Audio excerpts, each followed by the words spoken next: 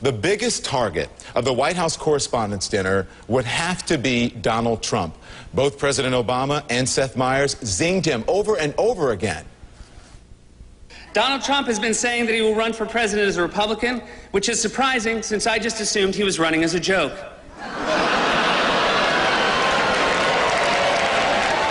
All right, so if the Donald thought that was funny, he should have told his face. Right now we've got Donald Trump live on the phone with us. Mr. Trump, thank you so much for joining us. You didn't seem to like Seth's jokes that much last night. Well, actually, I thought the president's performance was much better. I thought that Seth had a hard time getting the words out, marbles in his mouth. He had a hard time with his speech. But, you know, I hosted Saturday Night Live, and I understand Seth, and I never got him, but his presentation was very poor, and he got some pretty poor marks.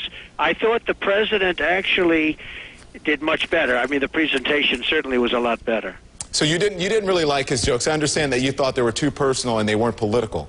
Well, they were pretty personal, but, you know, I expected that I was going to be zinged. People really weren't sure. Were they going to mention me at all, or were they going to mention me a little bit?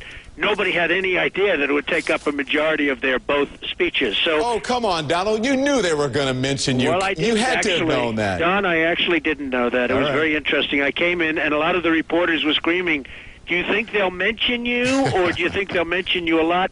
And I really had no idea. I certainly, as it turned out, I certainly would have thought they would have mentioned me as much as they did. But, hey, look, it's my honor. I understand it. It was a lion's pit. I was walking into it. I've been there before, and, you know, I thought it was an entertaining evening. I've got to say this because, you know, I watched last night, Donald, and I also watched the Comedy Central roast of you, and I was wondering why you weren't laughing, because last night those jokes were pretty tame compared to the recent Comedy Central roast. Let's listen to a little bit of it, and then we'll talk about it. Okay. Donald, as long as I have you here, it's pronounced huge, not huge.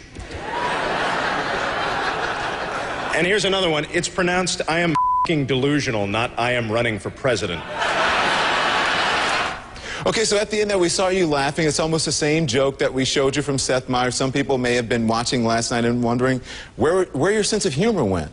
Well, you know, interestingly, the Comedy Central, which was a tremendous success for them, and for me, because I raised a lot of money for charity, they paid me a lot, which I've given to charity, and so therefore I could laugh a little bit more. I actually felt some of what the president did was pretty good. I thought the picture of the White House was funny. That actually got the biggest laugh of the evening, and I thought that was quite funny myself. I just thought that Seth's presentation was very poor. Okay. But I'm sure he's going to work on that. Okay, so listen, I've been wanting to talk to you about this, and I know that you say the media keeps asking you this question, but I have to ask you this, and this was my whole thing, and a lot of people think, about this birther issue, the birth certificate. The question was, why do you care so much? Can you retroactively go back and unmake Barack Obama the president? Well, Don, it's not me that cared. It was a lot of people. And I was very proud of the fact that I was able to get him to give this birth certificate because if you look, Hillary and Bill Clinton couldn't get him to do it. The McCain campaign worked very hard on it. They couldn't get him to do it. But I got him to do it. I've got to ask you Don, this. I think what's important for people to know is that my strength is jobs, the economy, making sure that China and OPEC and all of these countries that are laughing at us and ripping us off, they won't be doing it, believe me, if they have to deal with me. And this country can be rich again, it can be great again, but it's not going to be with this administration. Okay, let me ask you this. I have to jump in here. I mean, even now you bring up, Don, even now you bring up the birth. Hang on. Let's get off it. Hang on. In that comment, though, what you just said, it sounds like you are running for president. Are you running for president? Well, I'm giving very, very serious thought. As you know, right now I'm not allowed to say that because I have a major show on, a very successful show, but I will be announcing sometime prior to June. I think a lot of people are going to be very, very happy with my announcement. Yeah. So, so I just, from your discussion and what you've been saying, it sounds like when you say things like that, that you're definitely running for president. Yeah, we bring up that issue of the birth certificate, Mr. Trump, because people want to know why you care so much. And you realize this, that this whole issue about what exactly natural born is has never been challenged in court, so we don't even know if it would apply to President Obama if he wasn't born here. That it wasn't even litigated when John McCain wasn't born in the United States and he was born in Panama. So that's why people are wondering why you care so much. 75% of the Republican Party and lots of other people thought that there was a good chance that he wasn't born here. I want to really get on to the most important subjects, which are jobs, which are, by the way, your gasoline is going to be costing you $5 a gallon, $6.07. And the problem I've had, Don, is that every time I go onto a show, the first thing, instead of talking about my strength, which is exactly that, and dealing with people so we become a rich country again, every time I go on, they start talking about the birther issue. And interestingly, I just watched David Axelrod on television, and he almost wasn't blaming me. He said, you know, it's not just Trump. The press kept asking the question, and that's why it came to the forefront. I saw that, Mr. Trump, and you know what? He brought up another issue that I would love to talk to you about, and that's race. If you're talking about this morning on Meet the Press, right? He brought up that issue about race, and many people are calling you racist. People were sending me tweets saying, why are you having this racist guy on? Why are you even giving him more attention? Do you mind if we take a quick break and then we can talk about that race issue? Because as an African-American, I want to ask you about that. Well, I really have to go, but I want to tell you, I am the least racist. I am a wonderful person as far as you would be concerned as to race, and I think everybody that knows me knows that. But are you aware, you're aware of the stereotypes about African Americans, are you?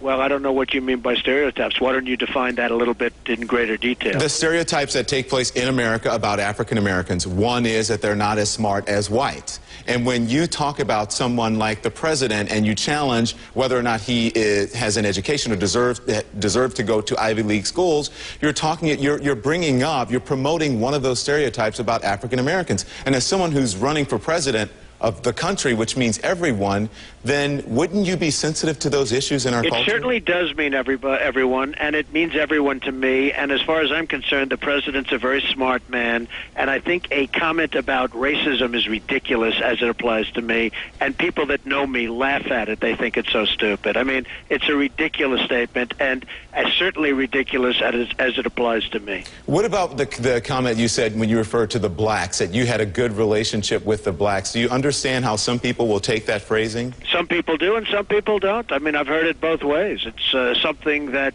I said, and I think I've had many people say there was absolutely nothing wrong with that comment. And you don't feel that there was anything wrong with it? I personally don't feel there was anything wrong with it. I mean, I see shows advertised, Positively Black. I see another show advertised, Black Agenda, on MSNBC, The Black Agenda. And then when I say that, very few, I have to tell you, there's been very little talk about it, but every once in a while somebody will bring it up. I see absolutely nothing wrong with it. Well, those shows aren't called The Blacks Agenda or the Gays Agenda or The Whites Agenda. I really think this. I have many, many black friends who said to me, absolutely not a problem, that statement.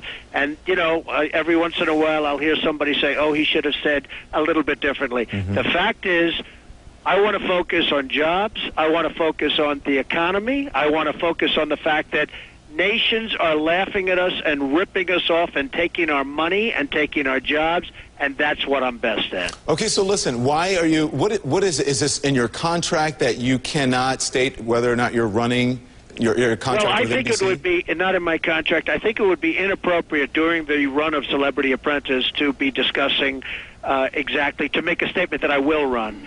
But in my own mind, I know what I'm going to be doing. Yeah. The show ends on May 22nd, and sometime shortly thereafter, I will be making a statement. There have been this initiative online, and again, on Twitter, people are saying they want to boycott me now because I have you on. Boycott Trump. They don't want your products, your hotels. They don't want you on television. They are going to boycott NBC because of your show. What do you make of that? Well, I don't think it's true, and as you know, the Celebrity Apprentice ratings are through the roof with the #1 show on NBC. We're doing great. I'm doing well, and anytime you want to boycott me, that's okay, Don, because I don't have to do this show. All right, Donald Trump. So listen, thank you for coming on. Thank you very much. And Mr. Trump, it just, maybe phrasing, you can phrase things a little bit differently. And, well, I've done pretty well the way I phrase things. I've never been accused of phrasing things badly. Yeah, I know, but when there are people who take offense to it in the culture, maybe it's something that you need to think about. That's all I'm saying is if you're running for president. If you're running for president of the United States, you have to be sensitive to all people here in the United States. Well, I think I am sensitive to all people, and I think I have great relationships with all people. And the word racism has never entered at any time any sentence with respect to me, and I'm very proud of that. Hey, Donald Trump, if I do have to say, you do call back. You do come and do the interviews. If I must say something, you came on this show and many others. So I appreciate you coming on. Well, thank you very much, Don. All righty. It's an honor. All right.